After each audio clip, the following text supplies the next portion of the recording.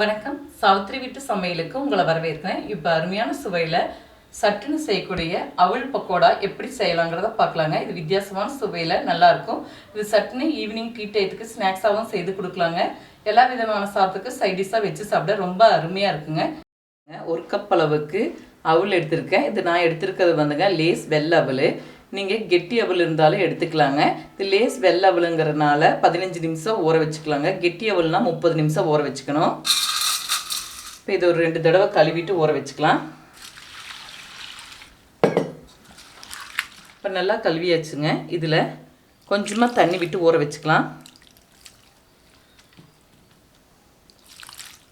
அவல் மூழ்கிற அளவுக்கு ஊற வச்சுக்கிட்டா போதுங்க. இந்த அளவுக்கு ஊற வச்சுக்கிட்டா உங்களுக்கு சரியாக இருக்கும். ஒரு 15 நிமிஷம் ஊறட்டுங்க. இப்போ 15 நிமிஷம் பக்கம் ஊற வச்சுட்டேங்க. நல்லா ஊறிடுச்சு.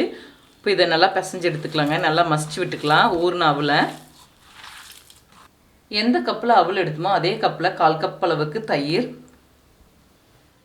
அதே கப்பில் 1/4 கப் அளவுக்கு பச்சரிசி மாவு, இது கூட தேவையான அளவுக்கு உப்பு. இதெல்லாமே ஒன்று சேர நல்லா கலந்துக்கலாம். இப்போ இதெல்லாம் நல்லா ஒன்று சேர கலந்தாச்சுங்க. இது கூட தேவையான எல்லா பொருளுமே சேர்த்துக்கலாம். ஒரு பெரிய வெங்காயம் பொடியாக நறுக்கி வச்சுருக்கேன், இதை சேர்த்துக்கலாம். எல்லா பொருளுமே பொடியாக நறுக்கி வச்சுருக்கேங்க. ஒரு பச்சை மிளகாய், சிறிதளவு கருவேப்பிலை, சிறிதளவு பொடியாக நறுக்கின கொத்தமல்லி தழை, சிறிதளவு இஞ்சி. நான் இதில் பொடியாக குட்டி குட்டியாக நறுக்கி வச்சுருக்கேங்க. நீங்கள் விருப்பப்பட்ட துருவியும் கூட சேர்த்துக்கலாம். சின்ன சைஸ் கேரட் துருவி வச்சுருக்கேங்க. இது கூட 1/2 டீஸ்பூன் சீரகம்.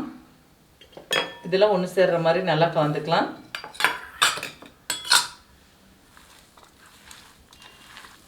கொஞ்சம் கெட்டியாக இருந்துச்சுன்னா லேசாக தண்ணி தெளிச்சுக்கலாங்க.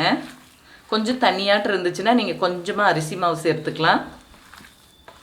டேஸ்ட் பார்த்துட்டு உப்பு பத்தலைன்னா கொஞ்சமாக பொடி உப்பு கலந்துக்கலாம். இப்போ கொஞ்சம் கொஞ்சமாக கிள்ளி போட்டுக்கலாங்க. எண்ணெய் சூடாயிடுச்சு. எண்ணெய் நல்லா சூடான கொஞ்சமாக தீயை குறைச்சி வச்சுக்கணுங்க. இந்த மாதிரி சின்ன சின்னதாக எடுத்து போடும்போது சரியாக இருக்கும்.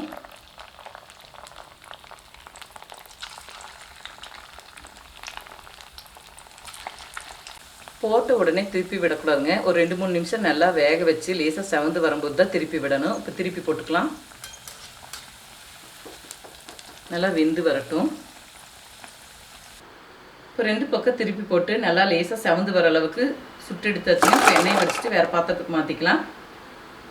இப்போ அருமையான சுவையில் மொறுமொறுப்பான அவல் பக்கோடா செய்துட்டேங்க. இதே முறையில் செய்து பாருங்கள். இந்த வீடியோ பிடிச்சிருந்தா லைக் பண்ணுங்கள், ஷேர் பண்ணுங்கள், சப்ஸ்கிரைப் பண்ணுங்கள், கமெண்ட்ஸ் பண்ணுங்கள். அடுத்த வீடியோவில் சந்திக்கலாம்.